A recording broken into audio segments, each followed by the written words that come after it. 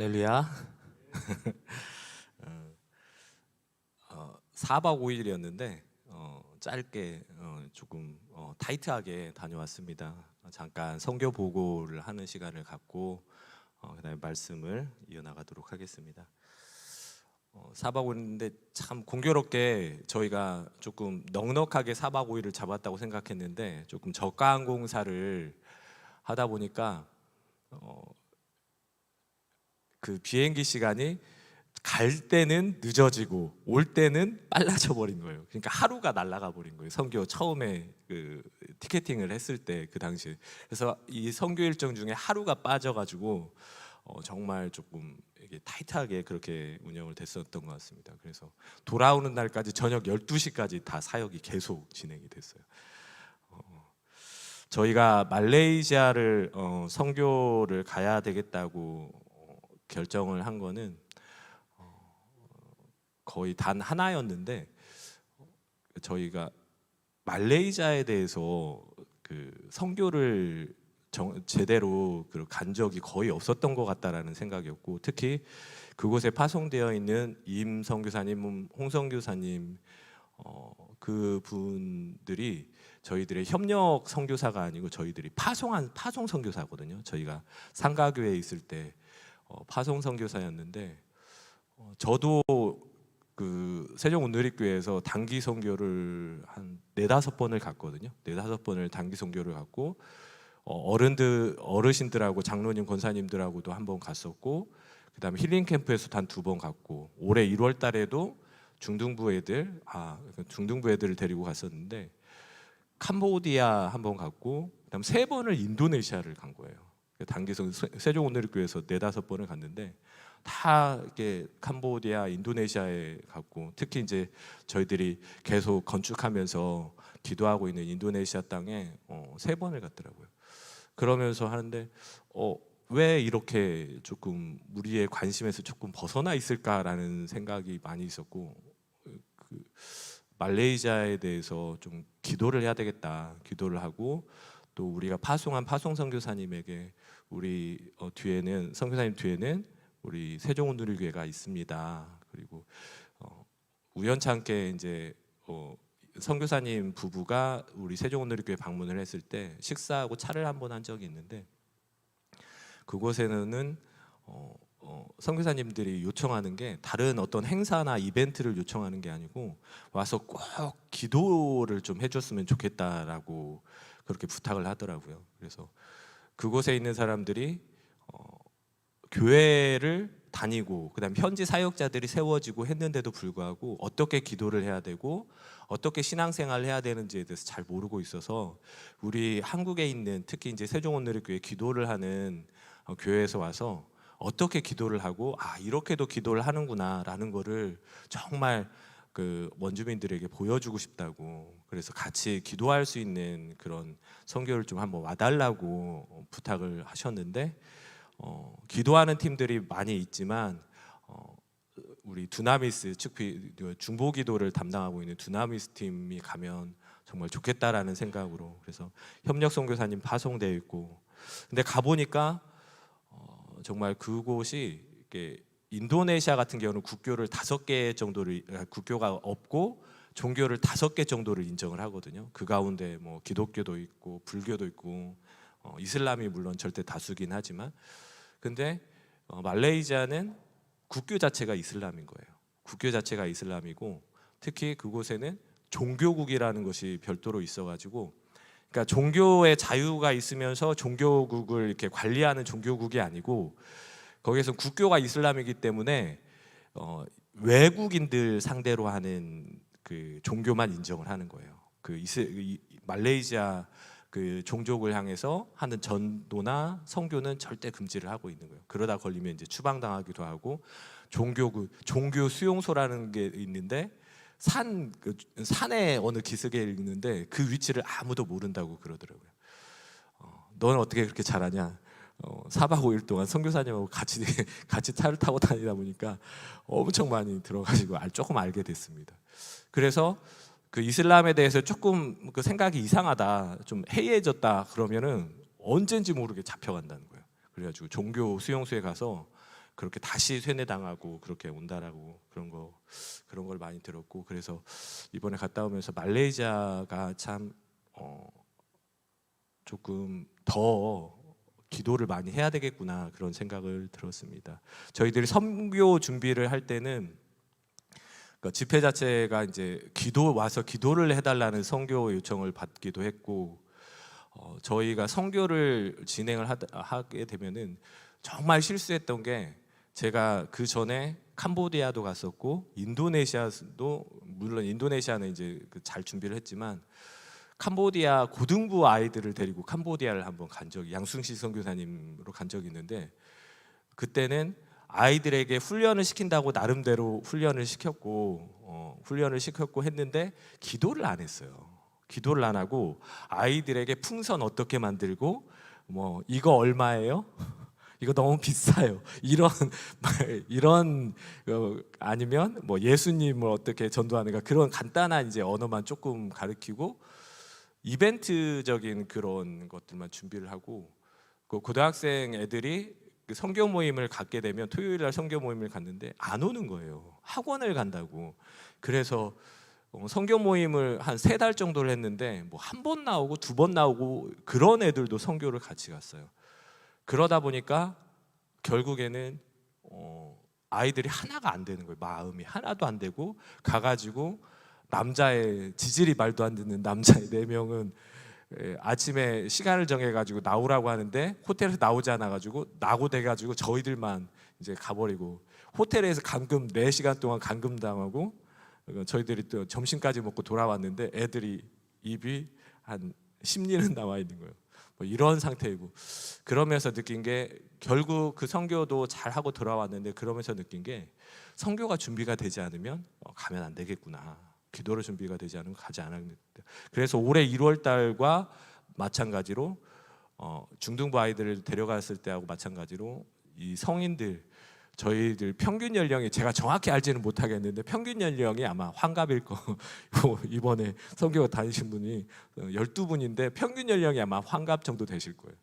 그분들에게 제가 이제 저는 거의 맨 밑바닥 나이고, 그리고 또 우리 박미경 사모님도 가셨고 그랬는데, 그렇게 딱 선포를 했습니다. 만약에 2달 반 정도 되는데 매주 금요일 날 그 철야 예배 전에 1시간 반 정도 나와서 기도하는 모임을 할 거다. 선교 기도 모임을 할 건데, 그 중에 한 2달 반 정도 중에 3번 이상 빠지면 그게 몇 주가 남았던지 간에 죄송하지만 선교로 못 가신다. 그렇게 했더니 얼굴색이 확 달라지는 거예요, 어른들. 근데 그렇게 단기 선교, 물론 장기 선교는 아니지만 단기 선교에 그렇게 철저하게 실패한 그걸 봐서는 올해 1월 달에 중등부 아이들을 거의 6개월을 준비를 했어요. 그 아이들은 6개월 동안 저희들이 그 찬양도 준비하고 여러 개 준비했지만, 무엇보다도 애들 모이면 무조건 30분 이상 통성기도 시키고 선교를 위해서 기도하고 하니까, 선교를 간 사람들도 은혜를 받고 그곳에 있는 분들도 계속해서 우리 아이들을 칭찬하는 거예요. 저희가 칭찬은 못 받더라도 하나님 뜻에 맞는 선교를 해야 되겠다 해서 그렇게 선포를 하고, 매주 2달 넘는 기간 동안에 금요일마다 오셔가지고 계속 기도하고, 선교를 위해서 기도하고, 기도 제목 받은 것들을 위해서 기도하고, 팀원들을 위해서 기도하고. 그래서 저희가 시간이 너무 없었어요. 도착하는 날 도착 시간이 금요 철야 예배 끝나고 나서 11시 반인가 또 여기에 도착을 했어요. 그래서 좀 시간을 갖고 같이 선교에 대해서 피드백을 받는 시간이 있었으면 좋겠는데 그러지 못했던 것이 좀 아쉬운 것 같습니다. 저희가 간 선교 지역은 이제 말레이시아 수도인 쿠알라룸푸르에서 그 경계선 지역에서 거의 3시간을 차를 타고 북쪽으로 이동해야 되는 지역이었는데, 그곳을 보니까 가는 길이 도로로 잘 뚫려 있는데 선교사님이 가시면서 하시는 말씀이, 여기까지가 작년에 이제 저희 담임 목사님께서 사모님하고 2분이서 말레이시아를 갔다 오셨는데 여기까지가 작년에 우리 담임 목사님이 오셨었고, 이 이후부터 포장된 도로는 담임 목사님 오셨을 때는 포장이 안 돼 있다는 거예요. 근데 희한하리만큼 그 선교사님께서 원주민이면 한 몇 시간씩 밀림으로 들어가야 되거든요. 저희 간 곳도 3시간 들어갔었는데 희한하리만큼 그곳에 이렇게 길이 열린다는 거예요. 아스팔트를 깔기도 하고 이렇게 깔린다는 거예요. 왜 그러냐 했더니 이제 팜유, 거기가 되게 팜유로 이제 돈을 버는데 그거를 수송하기 위해서 길을 뚫다 보니까 밀림에다가 이제 그 다 깎고 팜나무 팜추리를 심어야 되니까 이렇게 하면서 길이 열린다는 거예요. 길이 열리면서 그 3시간 반 동안 그렇게 갔었는데 길이 정말 험하더라고요. 험하기도 하고 이제 한참을 들어갔는데 어떤 사람들이 한 4-5명이 모여가지고 강 옆에 모여가지고 담배를 피면서 막 보면서 차 한 대가 지나가기가 어려운 도로인데 그 오토바이를 타고 강 옆에 있어가지고 제가 볼 때는 서로 친하지 않아요. 서로 친하지 않고 이 사람들이 이렇게 옹기종기 모여가지고 담배를 피면서 뭐 핸드폰을 계속 하고 있는 거야. 그러면서 이제 선교사님이 저한테 저 사람들이 왜 저렇게 모여 있는지 아냐는 거예요. 그러니까 2초 드릴게 한번 생각을 해보세요. 강줄기 옆에 위통은 다 까고 이제 담배를 피면서 핸드폰을 만지작만지작하면서 이제 강 옆에 이제 그렇게 있는데 서로는 안 친해. 서로 안 친한데 그러고 있어요. 알고 봤더니 핸드폰이 안 터지는데 그 지역에 유일하게 그곳이 핸드폰이 터진대요. 그래가지고 그곳에서 막 핸드폰을 하느라고 그렇게 있더라고요. 그러면서 3시간을 지나가니까 마을을 봤는데 마을이 되게 넓고 부락이 형성이 돼 있고 그곳에 그 마을 교회가 있는 게 교회가 전체가 10개 교회거든요. 한 개의 가정교회를 포함해서 10개 교회인데 어떻게 정비는 이렇게 다 자기들이 풀을 깎던지 잔디를 좀 심어놨더라고요. 자기 지역에는 촌장들이 있기 때문에 갔는데 그곳은 이제 아까 그 잘 나왔는지는 잘 모르겠는데 그곳에 하면 개도 풀어놓고 닭도 풀어놓고 막 돌아다니고 저기 가면은 닭들이 막 돌아다니고 개들도 막 개들의 특징이 다 기가 죽어 있어요. 원래 개 그런 곳에 가면은 개가 엄청 무섭잖아요. 막 들개들 물면 좀 파상풍 걸리고 근데 개들이 기가 죽어가지고 그냥 막 사람들이 와도 그렇게 막 짖지도 않고 그렇게 순하게 그렇게 있더라고요. 또 아이들과 사람들 보면은 머리를 언제 감았는지 모를 정도로 그거 아시나요? 레게 머리 아시나요? 이게 막 꼬운 머리도 있고 이게 덥수룩해가지고 막 이런데 먼지가 잔뜩 묻어 있는 그런 머리인 거야. 그래서 딱 갔는데 그 옷차림도 그렇고 제가 원래 이제 동정심이 그렇게 많지 않은데 딱 가서 사람들을 보니까 야 여기는 우리가 그 여름에 입는 옷들 깨끗한 옷들 진짜 이렇게 잘 세탁해가지고 여름에 작아져서 못 입는 옷들을 보내야 되겠다라는 생각이 저절로 들 정도로 애들 옷 입은 거나 이런 것들이 상당히 그렇게 우리들로 봐지면 어디에서 이제 받았는지 산 것 같지 않은 그런 옷을 입고 있더라고요. 그리고 이렇게 팀원들 12분이 가셨는데 그 중에 남자분 저를 포함해서 3분이 가셨고 12분 가시면서 12분 중에 지금 정확하게 제가 세보진 않았는데 선교를 처음 가보신 분이 5분이나 되셨어요. 5분이나 계셨고 그분들 중에는 그러니까 이렇게 약간 공주 그렇게 사셨을 것 같은 분도 따라가셨어요. 그리고 어디 나가서 누구 앞에 나가가지고 같이 기도해줄 그런 이렇게 적극성이 있는 그런 분들도 아닌데 가셨고 우리 교회 이제 나온 지 얼마 안 되신 분도 이제 선교를 같이 가셨는데 그분들 중에 이제 그 중보 사역을 하다 보면은 이 10개 교회를 돌아다 보니까 한 교회당 한 저희들이 딱 도착을 해서 한 30분 정도를 저희들 팀원끼리 찬양하면서 그 지역과 그 다음에 그 교회와 사역자들 위해서 30분 동안 집중적으로 기도를 하다 보면은 그 지역에 있는 교인들이 하나씩 오면은 거기에서 이제 마을 지도자들과 사역자들을 위해서 중보기도 해주고 그 다음에 어린아이들과 그 부녀자들 오면은 또 기도를 해주고 그게 제가 생각에는 거의 한 교회 한 1시간 반 정도를 기도를 하는 거예요. 기도 사역을 하는 것 같아요. 기도 사역을 해서 그 비행 시간 때문에 전체 교회를 다 돌지는 못했는데 갈 때마다 기도 사역을 하고 나면 한 1시간 반에서 2시간 정도를 지나는데 정말 땀이 체감 온도가 한 45도 정도 되는데 땀이 나다 이렇게 나는 건 진짜 처음인 것 같아요. 가만히 서 있는데 이렇게 팔뚝에서 땀이 주르륵 막 흐르는 거예요. 막 캄보디아도 가보고 인도네시아도 몇 번 가보고 막 이렇게 가보았는데 그렇게 땀이 난 적은 없었던 것 같아요. 그렇게 하면서 그분들 중에 되게 처음 선교를 가셨던 분 중에 원래 남을 위해서 기도를 하거나 누구를 위해서 나가가지고 기도해 주시고 그러신 분이 아니었는데, 하다 보니까 기도 중보 사역을 이렇게 팀별로 나눠서 하다 보니까 이분들이 이렇게 중보기도자, 그러니까 저희들이 이제 별명으로 엄청 이제 중보기도의 그 은사가 나타나면서 저희가 원장님, 기도원 원장님, 그다음 기도원 부원장님이라고 별명을 부를 정도로, 제가 저도 이제 안수기도를 하면서 했는데 제가 남자분이 서 계시길래 넘어지면 힘들겠다 하실 정도로 좀 뚱뚱하신 분이 서 있길래 제가 뒤로 가서 이제 기도를 좀 해드리려고 했더니 어떤 한 분이 이제 되게 약간 수줍어 하시는 분인데 그 뚱뚱한 남자분 하면서 기도를 하면 또 막 하니까 그 한 분이 이렇게 넘어지시는데 깜짝 놀랐어요. 저분이 저런 면이 있나 하면서. 그러면서 저희들이 기도원 원장님으로 이제 저희들이 명칭하시고, 또 교회 나온 지 얼마 안 되신 분이 가셨는데 그분도 이제 중보기도 사역하면서 기도원 부원장님이다. 또 어떤 분은 가시기 전에 손 마디마디가 너무 아픈 거예요. 근데 이분 이제 부부는 조금씩 그런 좁혀지는데 이분 부부는 선교에 대한 트라우마가 있는 거예요. 어떤 트라우마냐? 선교만 갔다 하면 무슨 일이 발생을 하는 거예요.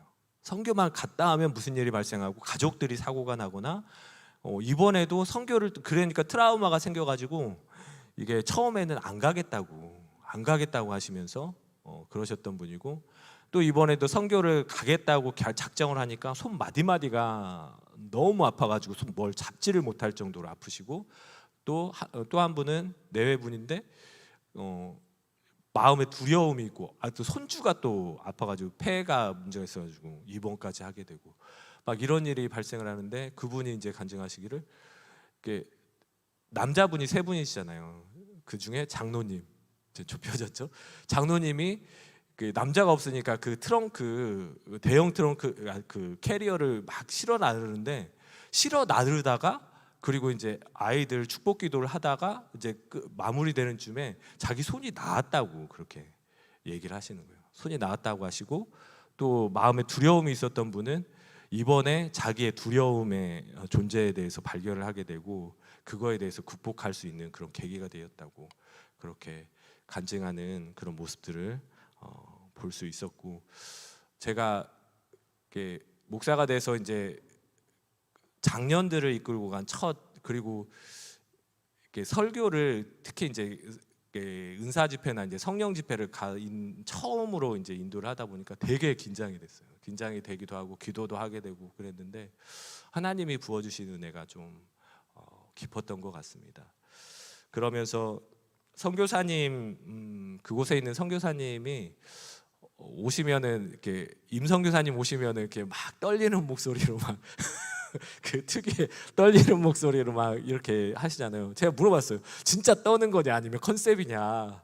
진짜 떠는 게 컨셉이냐 물어봤는데 대인 공포증이 있대. 자기는 누나가 8명이라던가요. 누나가 8명인 곳에서 살기 때문에 대인 공포증이 있어가지고 떨린대요. 떨리다 보니까 그렇게 얘기를 한다는 거예요. 그렇게 얘기를 하시고 표현이 되게 서투세요. 보니까 제가 이번에 이제 단기팀 그분들이 얘기하시기를 자기네들이 이제 선교사님들의 그 모임이 있을 거 아니에요. 네트워크가 있는데 말레이시아 선교하는 팀들이 대부분은 그냥 무슨 어린이 캠프를 준비하거나 아니면 이벤트적인 것들을 많이 하게 되는데, 중보기도 온전하게 기도만 하는 사역을 하는 선교팀은 아마 말레이시아 그 선교 이후로 처음일 거라고 막 이러시면서 얘기를 하시면서, 이제 그분들이 처음으로 이제 이런 10명이 넘는 어른들, 특히 장로님, 권사님들이 포함된 선교팀을 처음 받아보신 거예요. 되게 서툰 거예요. 되게 서툴고 뭔가 일정 조율이나 이런 걸 하면서도 되게 서툰 거예요. 그리고 커뮤니케이션이 잘 안 되고, 그래서 저도 이제 선교 준비, 행정적인 걸 준비하면서 되게 마음에 조금 힘든 게 있었거든요. 힘든 게 있었는데 그 선교 가서 그분들하고 이제 4박 5일 동안 있으면서 그분들이 선교에 대한, 그분들이 하고 있는 선교가 되게 귀한 선교구나. 물론 이제 모든 선교가 다 귀하지만 원주민을 상대로 한 그 원주민들이 거의 뭐 하루에 10,000원 벌까 말까 한 걸로 막 5명 6명이 살고, 물가가 그렇게 싸지를 않더라고요. 물가가 말레이시아가.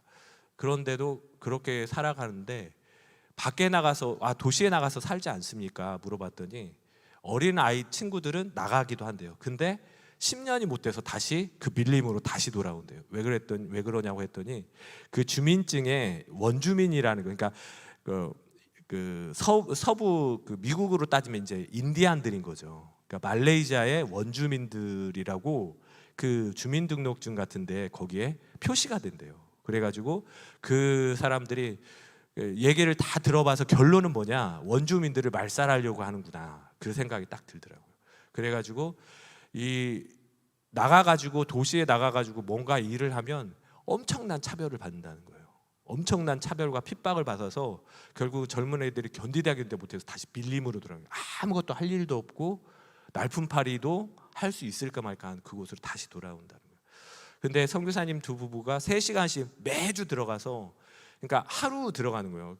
그 외국인들은 그 원주민 그곳에서 잠을 자면 안 된대요. 그래서 아침에 3시간 반 차 타고 들어갔다가 저녁에 또 3시간 반 타고, 그러니까 7시간을 하루 동안에 그렇게 운전을 하면서 그렇게 가야 되는 거예요.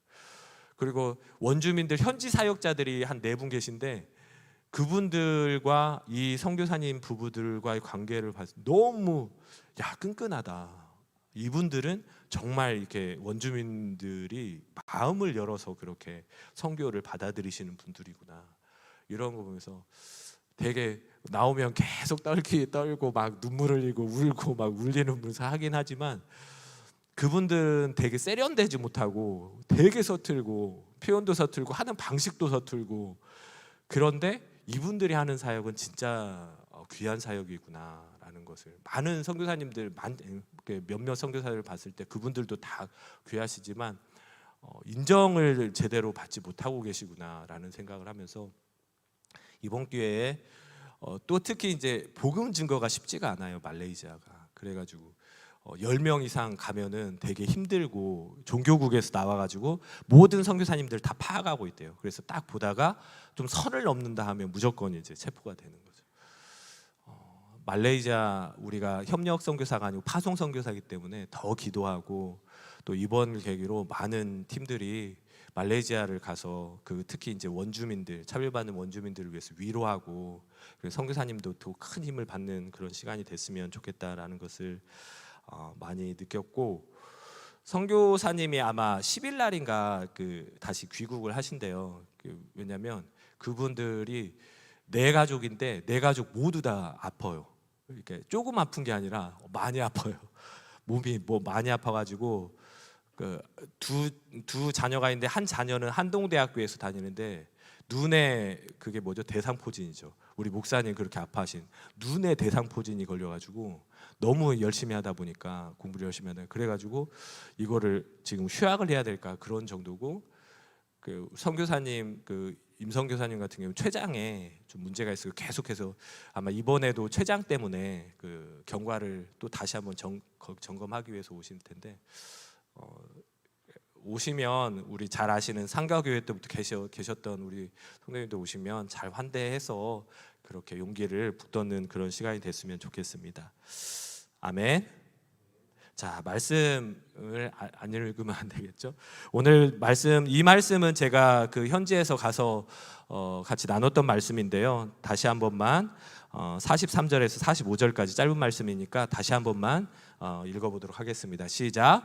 더러운 귀신이 사람에게서 나갔을 때에 물 없는 곳으로 다니며 쉬기를 구하되 쉴 곳을 얻지 못하고, 이에 이르되 내가 나온 내 집으로 돌아가리라 하고 와보니 그 집이 비고 청소되고 수리되었거늘 이에 가서 저보다 더 악한 귀신 7을 데리고 들어가서 거하니 그 사람의 나중 형편이 전보다 더욱 심하게 되느니라. 이 악한 세대가 또한 이렇게 되리라. 44절 한번 그냥 그대로 올려놔 주세요. 이 말씀은 저희가 성경을 읽다 보면 공간복음에서 반복적으로 나오는 말씀인데 아마 복음서를 읽어보시는 분들은 많이 읽어보셨을 거라고 생각이 됩니다. 여기에서 이 말씀을 묵상을 하면서 준비를 하면서 하나님이 주셨던 마음은 뭐냐면, 우리가 예수 그리스도를 믿고 예수 그리스도를 주인으로 섬긴다고 고백했을 때, 죄를 회복했을 때 우리 안에 있었던 나쁜 악한 영들이 떠나가게 됩니다.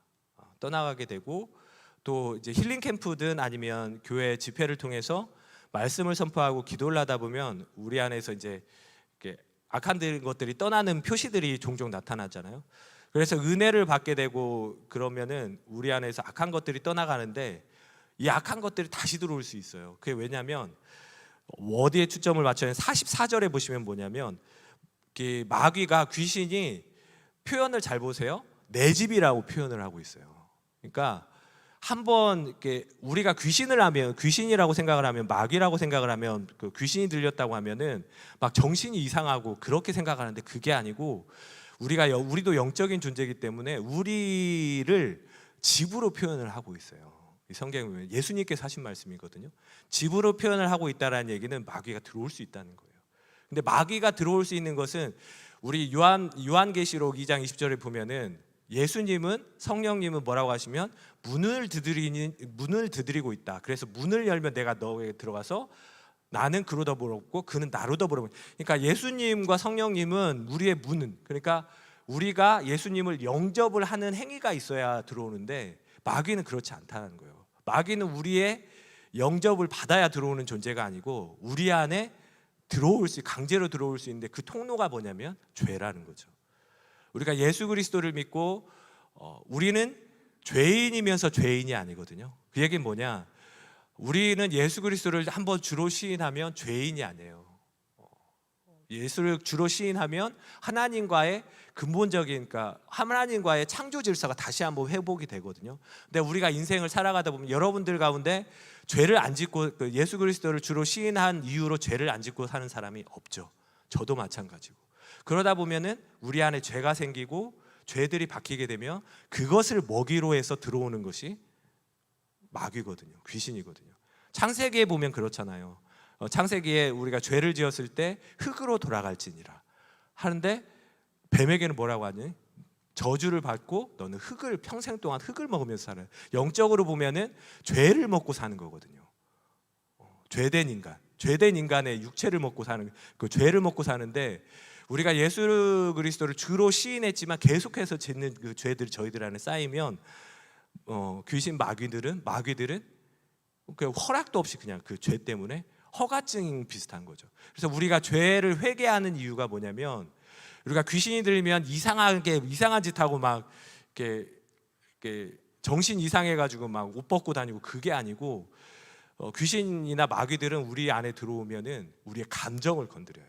우리의 영혼을 건드릴 수 없기 때문에, 하나님으로부터 받은 다시 회복된 그 영혼을 건드릴 수 없기 때문에 우리 죄 때문에 들어왔다가 우리의 감정을 건드려요.